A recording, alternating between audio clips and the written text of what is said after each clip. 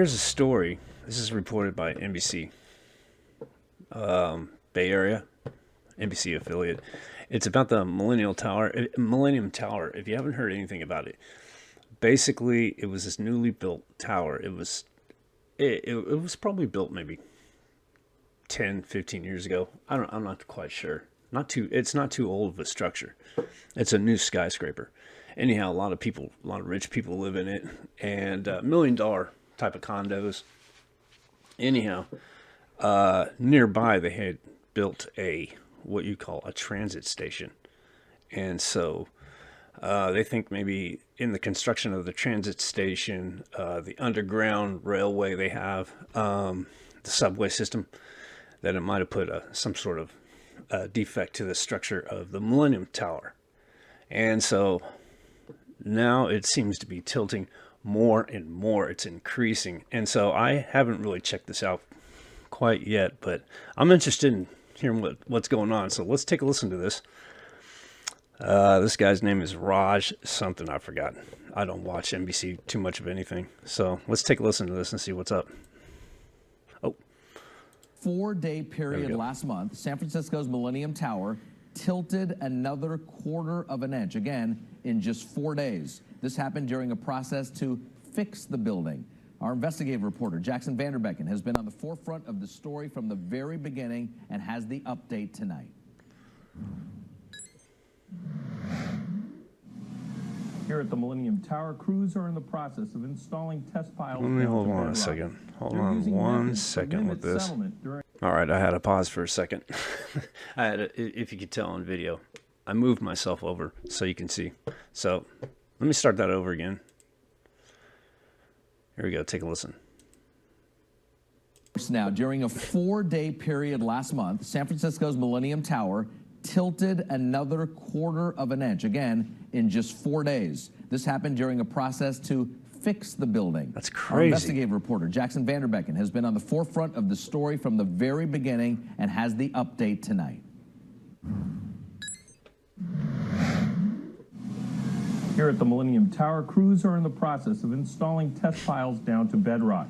They're using methods to limit settlement during the so-called fix of the already leaning luxury high-rise in downtown San Francisco. So far this year, monitoring data released by the city shows the tower has sunk nearly 2 more inches at one corner and is now leaning over 2 feet out at the northwest side. Now, if you're listening, it said something, I guess in total, it leaned 26 inches. There's people still living in that. All they keep doing is throwing, they're throwing so much money into this. I would just sell my place and get the fuck out of there.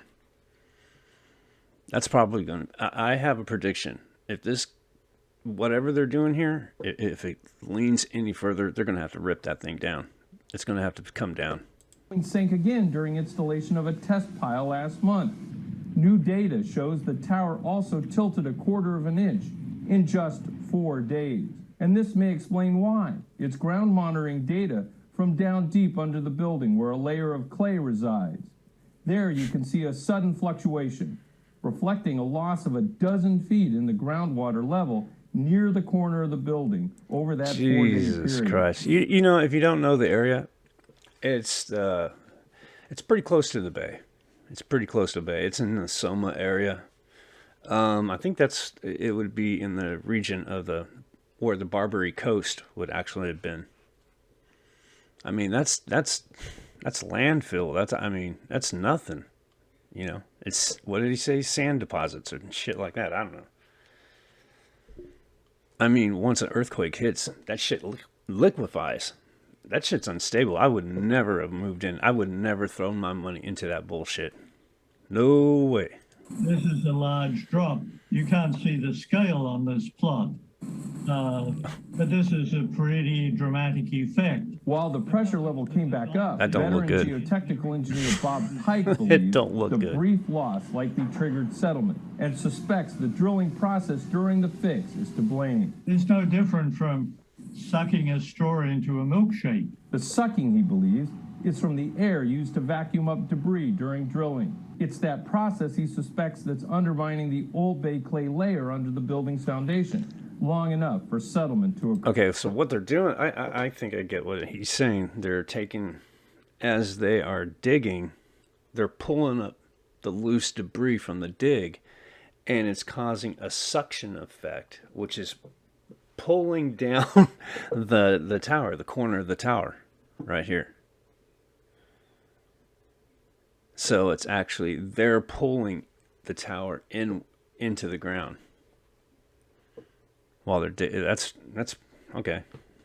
You can accidentally remove soil that you want to stay in place.